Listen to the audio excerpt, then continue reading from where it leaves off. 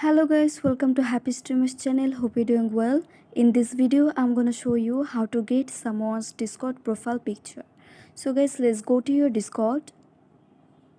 Now go to someone's profile picture you want to get. Now tap on the three dot. Now tap on the copy username. Now go back and go to your browser. Tap on the search bar and search discord.id.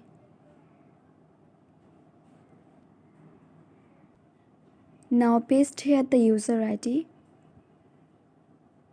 Tap on lookup. Tap on press to start.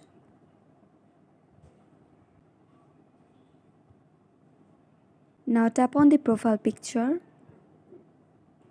Now press on the picture. And guys, you can download these pictures from here. So guys, that's it. That's how you can do it. So guys, I hope this video was helpful to you. If it was, then please give a thumbs up and hit the subscribe button. And thanks for watching the video.